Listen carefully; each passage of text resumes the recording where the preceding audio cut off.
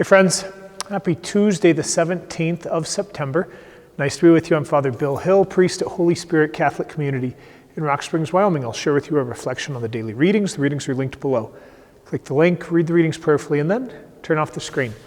Spend some time with God before you move on to other things. 2 requests. 1, would you please pray for leadership of the Diocese of Cheyenne? Clergy and lay staff, we gather in Casper this week for continuing education. Sure appreciate that.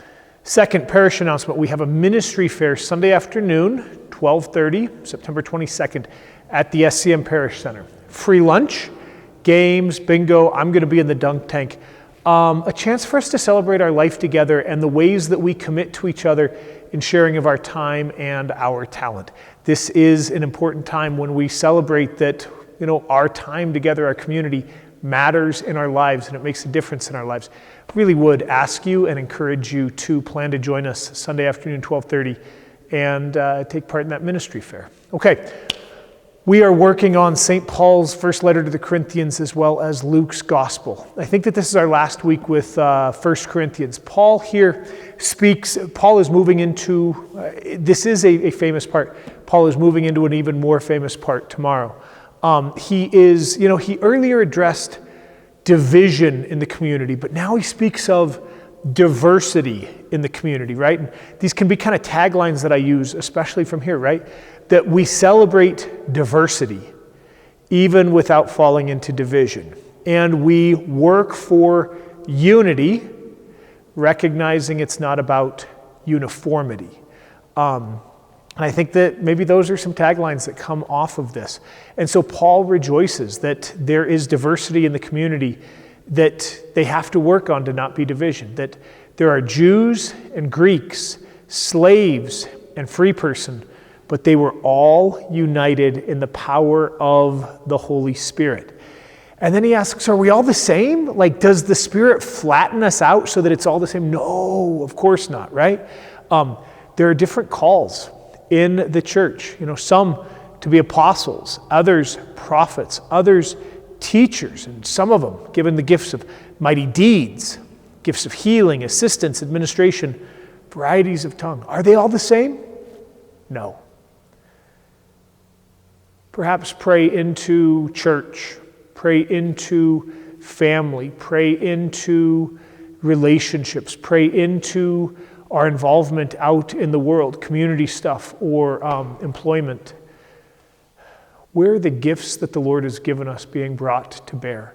How are we sharing the absolute best of ourselves in order to build up the reign of God? We're not all the same, right? Unity, but not uniformity. Diversity, but not division.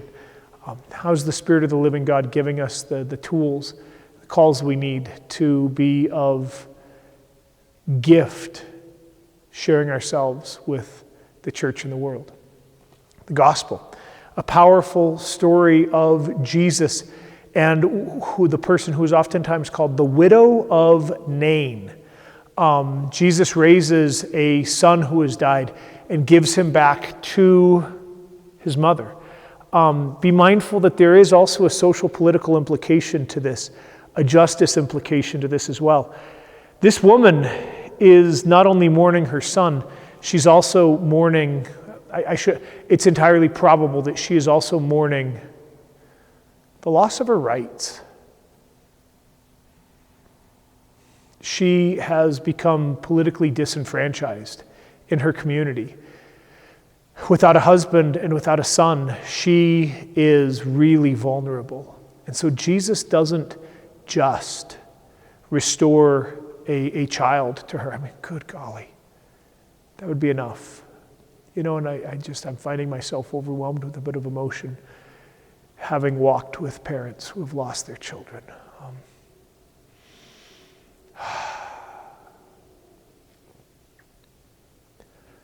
And so often, perhaps the other way, it is very rare in this life that God chooses to restore someone who's died to life. But at least we can help people to not die socially, to not die politically, economically, when they might lose a child. a little bit unexpected, being overwhelmed by this emotion in this story today. At the heart of it, the question that I would ask you is just, how is the Lord working through this story in your own life? How's the Lord inviting us into our own grieving process? How's the Lord inviting us to work for justice for those who are most vulnerable? Old Testament prophets, but also at the time of Jesus, widows, orphans, immigrants, those were the most vulnerable in their society. Jesus was able to see this woman who had just lost her son, who's also a widow, and do one small thing in the power of God to help her. Perhaps the Lord's inviting us to be of help and assistance and care and love to others as well. Read those readings prayerfully. Turn off the screen. Spend some time with God before you move on to other things. Pray for leadership of the Diocese of Cheyenne if you would. Plan on joining us for our ministry fair. Pray for folks that are having a hard time. God bless y'all.